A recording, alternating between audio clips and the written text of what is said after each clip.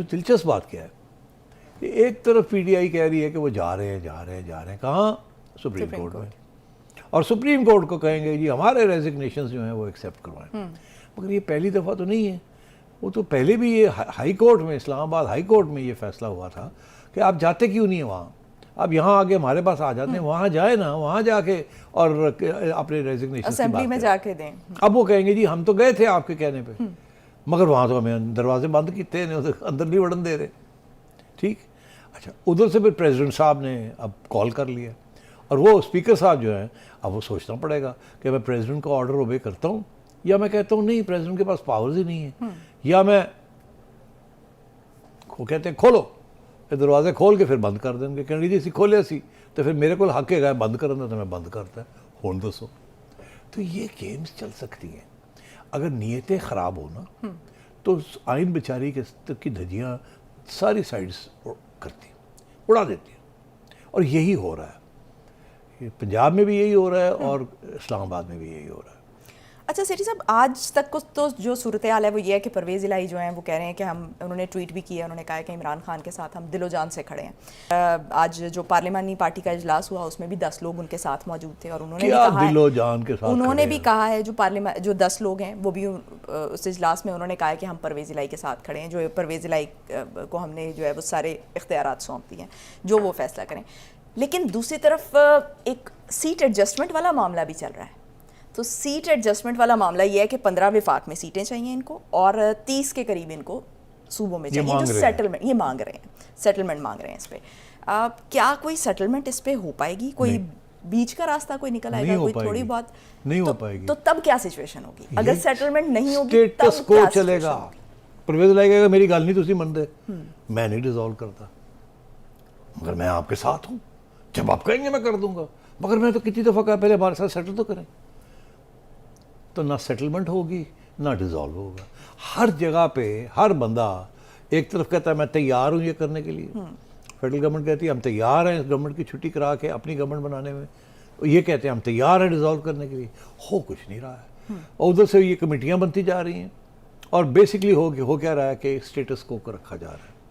और मैं कब से कह रहा हूँ कि ये अगर स्टेटस को 3 महीने इन्होंने खींच लिया, फेडरल गवर्नमेंट ने, परवेज़ इलाही ने, और इमरान खान को रास्ता मिल जाता है, जो मैं कब से कह रहा हूँ, मैं फिर कहूँगा कि ये इस्लामाबाद में जाके बैठना चाहते हैं और वहाँ मुकमुका करना चाहते हैं, मगर ये चाहते हैं कि ये लगे ना कि ये हार के आए हैं, ये लगे कि मैं जीत के आया हूँ, और वो अभी हो नहीं रहा है। वो सेविंग जो मांग रहे थे वो दे नहीं रहे, वो इस सूरत में जो है वो अपना एक रास्ता निकाल रहे हैं। अच्छा, वो अब रास्ता मेरी सोच है वो कम से कम 3 महीने के बाद उसके ऊपर पेशकदमी होगी, बिकॉज 3 महीने के बाद अब अगर पे अभी हो जाती है और कोई सेटलमेंट हो जाती है तो कितनी देर खींच लेंगे, 1 महीना 2 महीने नेगोशिएशंस खींच लेंगे।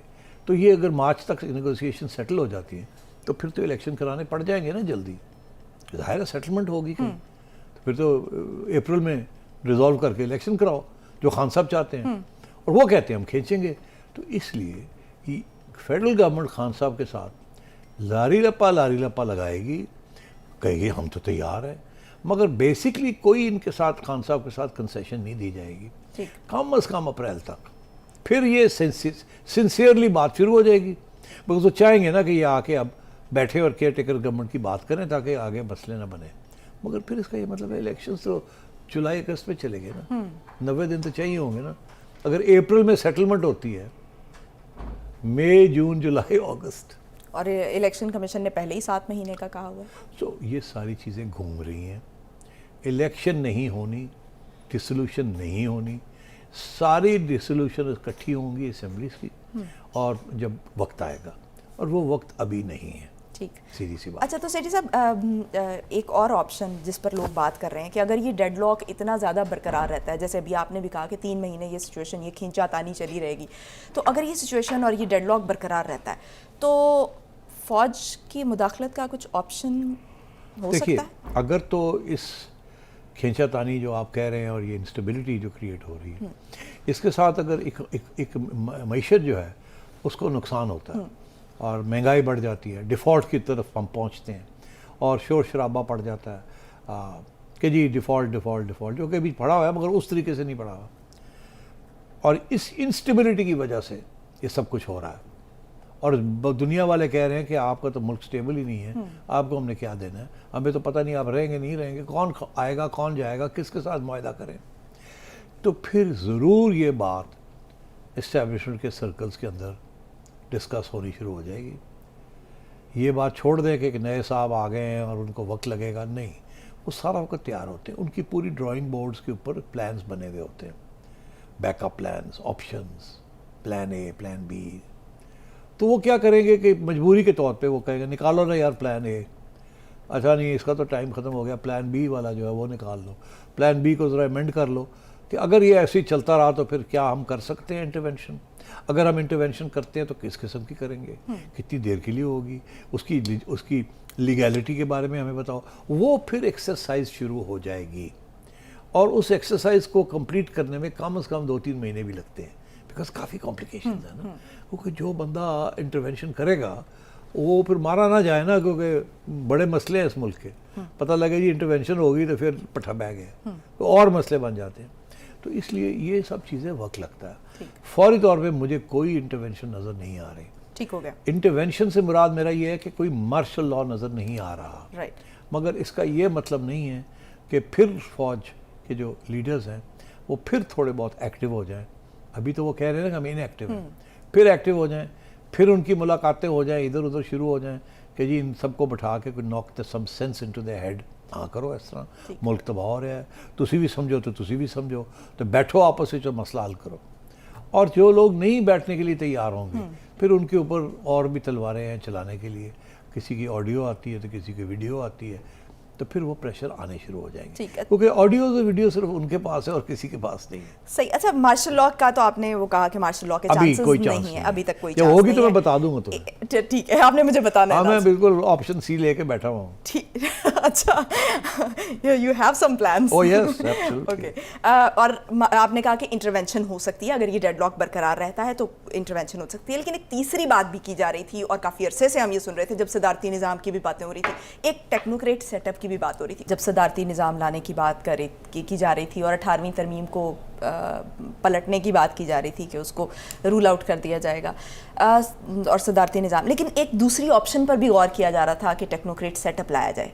तो क्या जो अभी बातें चल रही हैं इसकी भी खबरें आ रही हैं कि टेक्नोक्रेट सेटअप लाने की भी ऑप्शन ज़ेरे गौर है, तो क्या ऐसी कोई ऑप्शन ज़ेरे गौर है? देखिए, अभी मैंने आपसे कहा कि किस सूरत में इस्टेब्लिशमेंट की इंटरवेंशन हो सकती है, कहा ना मैंने अभी। तो टेक्नोक्रेटिक सोल्यूशन जो है वो तो फिर इस्टेब्लिशमेंट ला सकती है। वो कैसे आएगी? ऐसे तो नहीं हो सकता ना कि इधर कि पंजाब में केयर टेकर हो और वहाँ फेडरल गवर्नमेंट में ना हो और केपी में कुछ और हो रहा हो, गवर्नर रूल लगा हो और सिंध में जरदारी साहब धंधना रहे हों। तो इस सिचुएशन में कहाँ आप केयर टेकर सेटअप लाएंगे? केयर टेकर सेटअप तो फेडरल गवर्नमेंट में आएगा जाके सारे पाकिस्तान को अप्लाई करें, अदरवाइज फ़ायदा क्या उसका? ठीक है, अगर फ़ायदा तो केयर टेकर सेटअप का उसी सूरत में है ना, ताकि मुल्क को चलाना है। तो किस सूरत में वो आएगा? अगर फ़ौज खुश नहीं है तो वो लाना चाहेगी कि जी घर जाएं ये सब और केयर टेकर्स आ जाएं, तो फिर हम उनके ज़रिए मुल्क चलाएं कुछ अरसे के। तो उसके पहले तो सब जगह पे इत्तेफाक होना पड़ेगा ना कि आपने केयर टेकर्स लाने हैं। आप बटन के दबाने के साथ तो केयर टेकर्स नहीं आएंगे ना। तो अब बात यह है कि केयर टेकर्स तो उसी सूरत में आते हैं जबकि सियासी जमातें आपस में इत्तेफाक कर लेती हैं कि जनरल इलेक्शंस कब होंगे और सब जगह पे उसी वक्त बाकी प्रोविंशियल असेंबली में भी इलेक्शंस होंगे।